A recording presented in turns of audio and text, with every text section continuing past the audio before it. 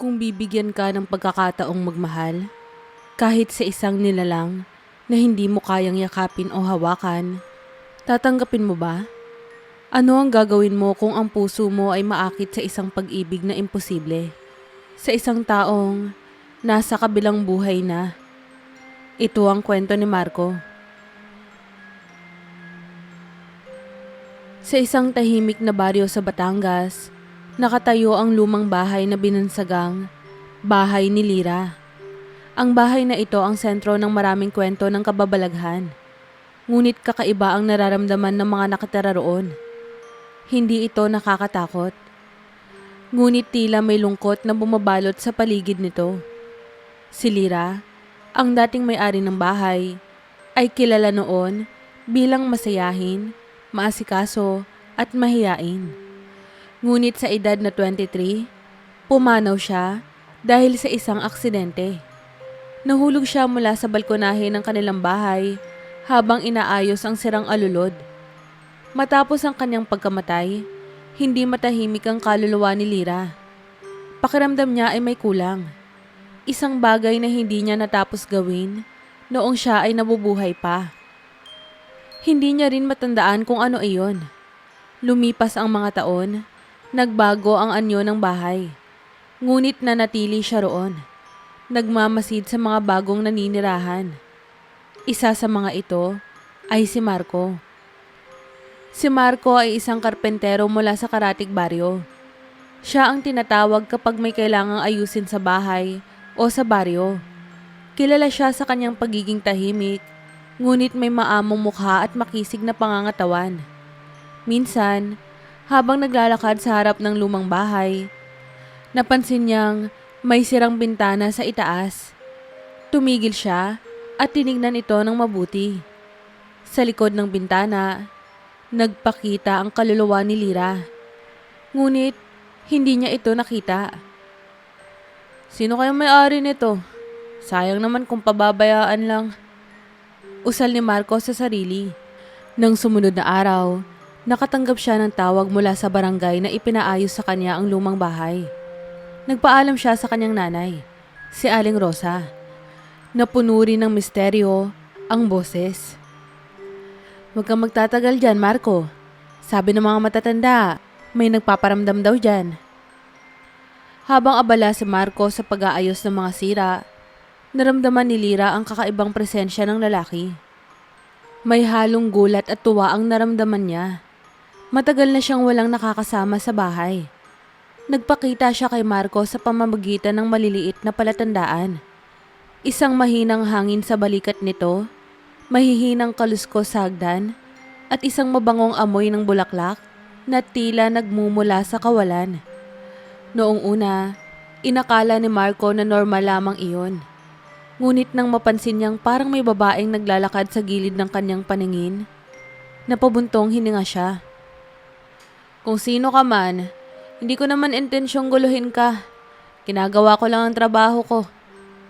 Sabi niya habang nakatingin sa kawalan. Ngunit ang sagot ni Lira ay isang banayad na halakhak na nagpangiti kay Marco. Wala siyang naramdamang takot. Bagkus, parang may masayang espiritu na nagpaparamdam. Habang tumatagal ang pananatili ni Marco sa bahay, lalong tumitindi ang presensya ni Lira. Sa tuwing nag-aayos siya ng mga sira, parang sinasabayan siya nito. Isang araw, napansin niya ang isang lumang litrato sa pader. Ito ang larawan ni Lira noong siya ay nabubuhay pa. Napatitig siya ng matagal. Ang ganda naman niya. Sayang, mukhang hindi ko na siya makikilala. Sabi ni Marco. Sa unang pagkakataon, nagpakita si Lira sa harapan nito at nakita niya ang kaluluwa nito. Bagamat hindi siya nito direktang kinausap, pinigilan ni Marco ang sarili na lumapit. Takot na baka mawala ito. Hindi niya alam kung bakit, ngunit may naramdaman siyang kakaibang koneksyon sa dalaga. Isang damdaming mahirap ipaliwanag. Samantala, nagsimulang mag-isip si Lira kung ito na ba ang sagot sa kanyang katanungan. Ito na ba ang pag-ibig na hinahanap ko? Simula nang makita ni Marco ang espiritu ni Lyra, hindi niya maiwasang bumalik-balik sa lumang bahay kahit natapos na niya ang kanyang trabaho. Tila may kung anong umahatak sa kanya roon. Isang hindi maipaliwanag na pakiramdam na para bang kailangan niyang manatili. Si Lyra naman, lalong naging masigasig sa pagpaparamdam kay Marco. Gustong-gusto niya ang presensya ng lalaki. Sa mga nakaraang taon, walang sino man ang nakapansin sa kanya. Pero si Marco, tila iba. Mukhang nararamdaman siya nito. Sa kanyang pananaw, si Marco ang sagot sa matagal na niyang pangarap na maramdaman ang pagmamahal bago tuluyang matahimik. Habang si Lyra ay nag-iisip ng paraan upang makausap ng mas direkta si Marco, isang pagkakataon ang dumating. Si Ana, isang masayahing tindera ng mga bulaklak sa pamilihan, ay napadpad sa lumang bahay para maghatid ng halaman sa bagong naninirahan. Si Ana ay kilala sa baryo bilang bungis-ngis at malambing. Nang sandaling iyon, napansin ni Lyra na parang nagkaroon siya ng kakayahang sumanib sa katawan ni Ana. Sa una, nag-aalangan siya. Ngunit sa huli, sinubukan niya. Sa pagsanib kay Ana, biglang nagbago ang kilos ng dalaga. Sa halip na maingay at masigla, bigla siyang naging tahimik ngunit kakaibang banayad ang kilos. Lumapit siya kay Marco at sinimulan siyang kausapin ng may mas malalim na damdamin. Nagulat si Marco sa biglang pagbabago ni Ana. Marco, napansin ko lang. Madalas kang nasa lumang bahay na to. May hinahanap ka ba? Tanong ni Ana na sinaniban ni Lyra. Habang ang tono niya ay parang sinserong malalim. Napangiti si Marco. Hindi ko rin alam. Para bang may nagudyok sa akin na bumalik dito. Siguro gusto ko lang malaman ang kwento ng bahay na to. Sa unang pagkakataon, naramdaman ni Lyra ang koneksyon. Sa pamamagitan ng katawan ni Ana, nasabi niya ang mga salitang hindi niya kayang bigkasin bilang espiritu. Habang sinasaniban ni Lyra si Ana, lalong naging malapit sina Marco at Ana. Bagamat hindi niya alam na si Lyra ang nasa likod ng bawat kilos. Nagkikwentuhan sila tungkol sa mga plano sa buhay, mga pangarap, at ang misteryo ng lumang bahay. Natuwa si Lyra dahil naramdaman niyang may posibilidad siyang mahalin ni Marco kahit papaano. Ngunit hindi laging perpekto ang lahat. Kapag bumabalik ang kontrol kay Ana, naguguluhan siya. Bakit parang may pagkakataong hindi niya maalala ang mga ginawa niya? Nagtataka rin siya kung bakit biglang naging malapit siya kay Marco, kahit hindi naman talaga sila magkakilala. Marco, hindi ko alam kung bakit pero parang may nagbabago sa sarili ko tuwing magkasama tayo. May sinasabi ba ako sa'yo dati na hindi ko matandaan? Tanong ni Ana, minsang magkausap sila. Nagkibit balikat si Marco. Wala naman, pero totoo. Parang minsan, iba ang aura mo. Pero mas gusto ko ang bagong ikaw. Napangiti si Ana, ngunit may halong takot. Napansin niyang parang may bumabalot na misteryo sa paligid niya. Hindi niya alam na ang lahat ng ito ay dahil kay Lyra. Habang tumatagal ang pananatili ni Lyra sa katawan ni Ana, nagsimulang maapektuhan ng kaluluwa ni Ana. Madalas siyang makaramdam ng panghihina at pagkahilo tuwing bumabalik ang kontrol sa kanya. Unti-unting naramdaman ni Marco ang kakaibang nangyayari. Isa pa, napansin niyang masyadong marami siyang naaalala na parang hindi niya dapat maalala. Mga bagay na konektado kay Lyra, tulad ng kanyang hilig sa bulaklak at mga alaala ng lumang bahay. Naging mas komplikado ang lahat nang bumisita si Lola Pilar, isang albularyo mula sa baryo. Nagbigay siya ng babala kay Marco. Anak, alam kong may kakaiba sa bahay na yan. Baka oras na para alamin mo kung sino ang nasa paligid mo. Sa pagkakataong ito, nagsimulang maghinala si Marco. Sino ba talaga ang babaeng nakakausap niya? Si Ana? O ang misteryosong espiritu sa bahay? Ang mga araw ay naging puno ng tensyon para kina Marco, Ana at Lira. Unti-unti nang nagkakaroon ng pahiwatig si Marco na nararamdaman niya na may ibang nilalang sa paligid. Lalo na mas tumitindi ang mga kakaibang nararanasan niya. Si Ana naman ay lalong nalilito sa kanyang sarili. Samantalang si Lira ay patuloy na hinahanap ang tamang paraan upang ipahayag ang kanyang nararamdaman. Minsang bumisita si Marco sa bahay upang magdala ng mga kahoy para sa natitirang ayos. Napansin niyang bukas ang isang lumang aparador na dati niyang isinara.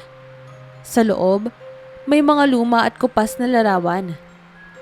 Mga alaala ni Lira noong siya ay nabubuhay pa. Isa sa mga litratong iyon ay ang larawan ni Lira na may hawak na bulaklak at may malaking ngiti sa kanyang mukha. Sa ilalim ng larawan, may nakasulat na, Lira, ang dalagang bulaklak. Sa puntong iyon, natanto ni Marco na ang mga kakaibang presensya sa bahay ay malamang may kaugnayan sa babaeng nasa larawan. Habang tinititigan ng litrato, naramdaman niyang parang may malamig na hangin na dumampi sa kanyang balikat. Luminga siya, ngunit wala siyang nakita. Lira? Bulong niya. Ikaw ba ang naririto? May gusto ka bang sabihin sa akin? Dahil sa pagdududa, muling bumalik si Marco kay Lola Pilar. Dinala niya ang litrato ni Lira at ikinuwento ang lahat ng kakaibang nararamdaman niya. Tahimik lamang si Lola Pilar habang nakikinig. Ngunit nang makita niya ang litrato, biglang nagbago ang kanyang ekspresyon. Ito si Lira. Ang batang ito ang namatay sa bahay na yan. Ang espiritu niya matagal nang nananatili roon. At mukhang hindi pa siya matahimik. Bakit kaya, Lola? Tanong ni Marco. May mga bagay na hindi natatapos kapag biglaan ang pagkamatay. At minsan, ang dahilan ay ang pagmamahal. Baka may nais siyang iparating sa iyo. Naguluhan si Marco. Hindi niya alam kung bakit siya ang napili ni Lira. Pero naramdaman niya ang bigat ng responsibilidad na tulungan ito. Samantala, unti-unting naramdaman ni Ana ang epekto ng madalas na pamamalagi ni Lira sa kanyang katawan. Isang araw, habang nagtitinda ng bulaklak sa pamilihan, bigla siyang nawalan ng malay. Nang magising siya, nasa tabi na niya si Marco. Alalang-alala. Ana, ano bang nangyayari sa'yo? Parang palagi kang nawawala sa sarili mo. Nag-aalalang sabi ni Marco. Sa totoo lang, hindi ko rin alam. Parang may ibang nangyayari sa akin. May mga pagkakataon na parang hindi ako ang gumagawa ng mga bagay-bagay.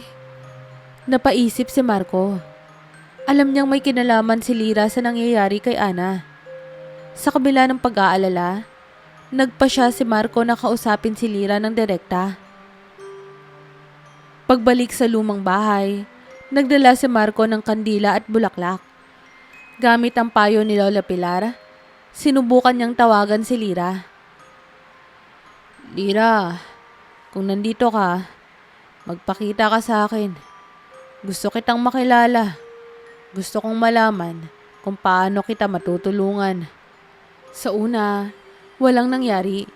Ngunit unti-unting lumamlam ang ilaw ng kandila at isang malamig na hangin ang dumaan sa paligid. Dahan-dahang nagpakita si Lira sa harapan niya. Ang mukha nito ay maganda, ngunit may lungkot na bakas sa mga mata. Marco, bulong ni Lira. Hindi ko sinasadya ang lahat ng to. Hindi ko gustong saktan si Ana. Pero hindi ko alam kung paano magpaparamdam ng hindi nakakasakit. Bakit mo to ginagawa, Lira? Ano ba ang hinahanap mo? Pag-ibig.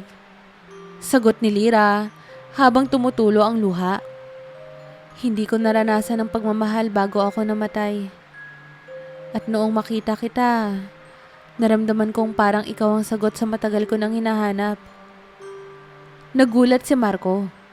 Hindi niya alam kung ano ang isasagot. Sa kabila ng lahat, naramdaman niyang may katotohanan sa sinabi ni Lira. Ngunit paano siya magpapakita ng pagmamahal sa isang espiritu? Sa gabing iyon, nag-isip ng malalim si Marco. Alam niyang hindi madali ang sitwasyon. Dalawang babae ang konektado sa kanya.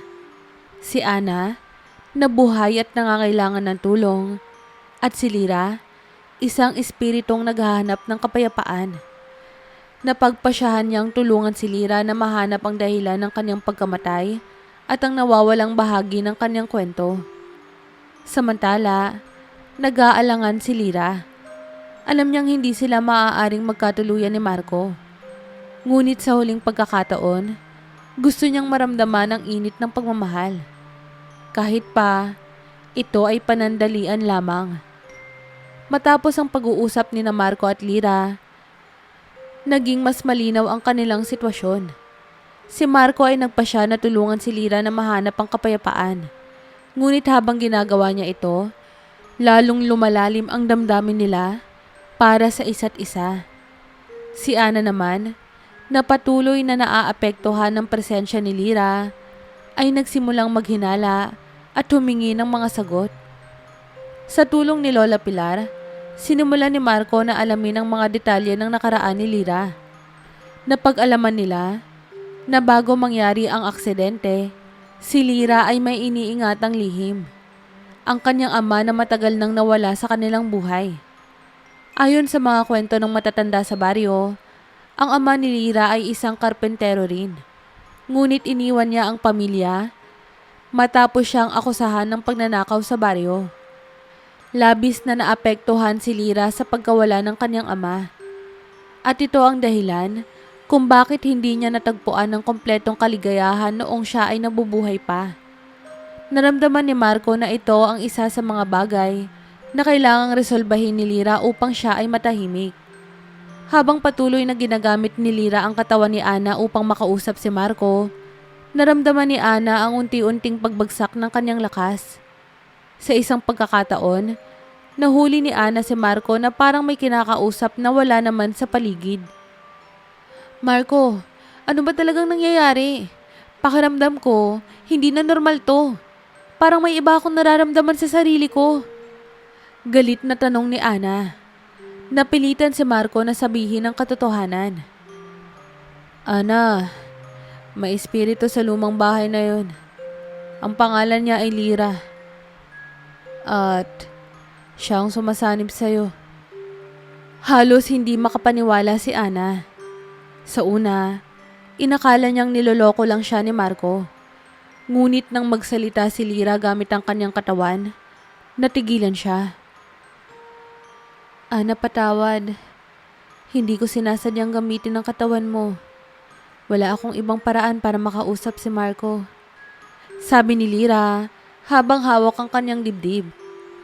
Gulat at galit ang naramdaman ni Ana. So, ginamit mo lang ako.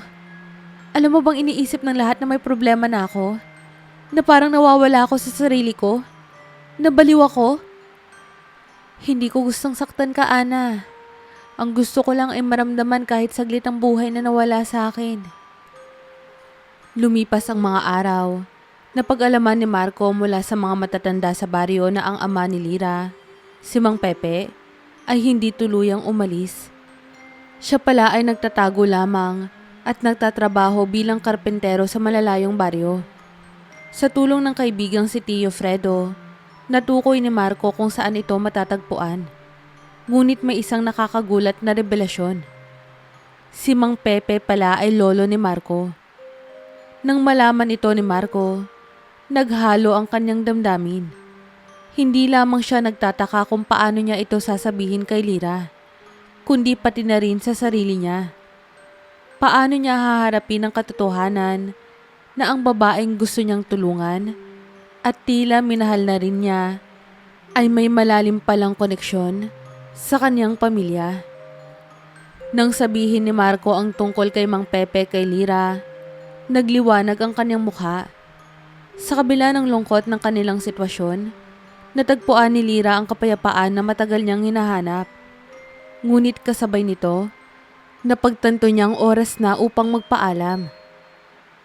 Marco, salamat. Hindi ko alam kung paano ko magagawang tahakin ng liwanag nang wala ka. Pero alam ko na hindi tayo para sa isa't isa. Sabi ni Lira habang unti-unting naglalaho. Lira, hindi ko alam kung paano ko mabubuo ang buhay na ito nang wala ka. Sagot ni Marco habang pilit niyang pinipigil ang luha. Ang pag-ibig, Marco, hindi palaging tungkol sa pagiging magkasama. Minsan, sapat nang malaman na may isang taong nagbigay sa iyo ng dahilan upang maging buo. At sa huling pagkakataon, ngumiti si Lira bago siya tuluyang maglaho. Sa wakas, nahanap ni Lira ang kapayapaan. Ngunit iniwan niya si Marco na puno ng mga tanong at damdaming mahirap ipaliwanag. Pagkalipas ng pagkawala ni Lira, muling bumalik ang tahimik na buhay ni Marco. Ngunit hindi niya maalis sa isipan ang dalagang espiritu. Ang kwento ni Lira at ng kanilang maikling sandali ng koneksyon ay nag-iwan ng marka sa kanyang puso. Bagamat alam niyang tapos na ang kwento nilang dalawa, ramdam niya ang pangakong iniwan nito. Ang magpatuloy sa buhay at gawing makabuluhan ng bawat araw. Habang abala si Marco sa mga bagong proyekto bilang karpentero, madalas niyang makita ang mga bagay na nagpapaalala kay Lira. Ang mga bulaklak sa paligid, ang mga tula sa kanyang kwaderno, at ang mga liwanag ng araw na tumatama sa lumang bahay. Sa tulong ni Ana, na ngayon ay muling bumalik sa kanyang dating sigla, sinumulan ni Marco ang malaking proyekto, ang pagpapanumbalik ng bahay ni Lira.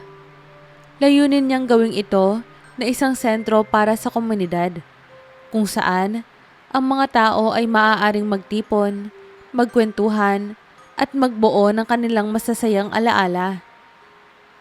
Para ito kay Lira, sabi ni Marco isang araw habang kinakausap si Ana. Gusto kong mag-iwan ng bagay na magpapaalala sa lahat ng kanyang kabutihan. Napangiti si Ana. Bagamat nararamdaman niya ang malalim na koneksyon ni Marco kay Lira, hindi niya maalis ang sariling damdamin. Unti-unti niyang napansin na nagkakaroon siya ng espesyal na nararamdaman kay Marco. Sa pagbubukas ng bahay ni Lira bilang bagong sentro ng baryo, dumating si Mang Pepe, ang matagal nang nawawalang ama ni Lira at lolo pala ni Marco. Sa kabila ng mga taon ng pagtatago, nagkaroon siya ng lakas ng loob na harapin ang kanyang nakaraan dahil sa mensahe ni Marco. Hindi ko kayang balikan ang nakaraan, pero gusto kong bumawi kahit papaano. Sabi ni Mang Pepe habang tumitingin sa larawan ni Lira na ngayon ay nakasabit sa gitna ng bagong ayos na bahay. Nagpasalamat si Marco sa kanyang lolo. Sa kabila ng mga sugat ng nakaraan, napagtanto niya na ang pagpapatawad ay bahagi ng proseso ng paghilom. Hindi lamang para sa kanyang pamilya, kundi pati na rin para kay Lira. Habang lumilipas ang mga buwan, muling bumalik sa normal ang buhay ni Marco at Ana. Ngunit hindi maikakaila, nasa kanilang araw-araw na pagkakasama, isang bagong damdamin ang umusbong. Si Ana, na dating masayahin ngunit minsang nawalan ng direksyon, ay natutong mahalin ang kanyang sarili at ang mga bagay na may halaga sa paligid niya. Si Marco naman, na tila nawala ng espasyo para sa pagmamahal dahil sa pagkawala ni Lira, ay natutong muling buksan ang kanyang puso. Isang gabi, habang nakatayo sila sa balkonahe ng bahay ni Lira, tinignan ni Marco si Ana. Alam mo, Ana, kung hindi dahil sa'yo, hindi ko magagawa ang lahat ng to. Salamat dahil lagi kang nandyan. Hindi mo kailangang magpasalamat, Marco. Pero kung sakaling handa kang magmahal ulit, gusto kong malaman mo na nandito lang ako. Sagot ni Ana habang namumula ang pisngi. Ngumiti si Marco. Bagamat hindi niya pa kayang sagutin ang damdaming iyon ng buo. Alam niyang unti-unting maghihilom ang sugat ng kanyang puso. At sa gabing iyon, habang ang malamig na hangin ay dumampi sa kanilang balat, tila may presensyang nagmamasid sa kanila mula sa liwanag ng buwan. Habang naglalakad si Marco pauwi mula sa bahay ni Lira, bigla niyang naramdaman ang banayad na hangin sa kanyang tabi. Isang pamilyar na presensya. Lumingon siya, ngunit wala siyang nakita. Ngunit narinig niya ang mahinang tinig na parang mula sa kawalan. Marco, salamat. Nahanap ko na ang kapayapaan ko. Ngayon, panahon na rin para hanapin mo ang sayo. Napangiti si Marco habang tumitingala sa langit. Ang kwento ni Lira ay tapos na. Ngunit ang kwento ng kanyang buhay, kasama si Ana, ay nagsisimula pa lamang.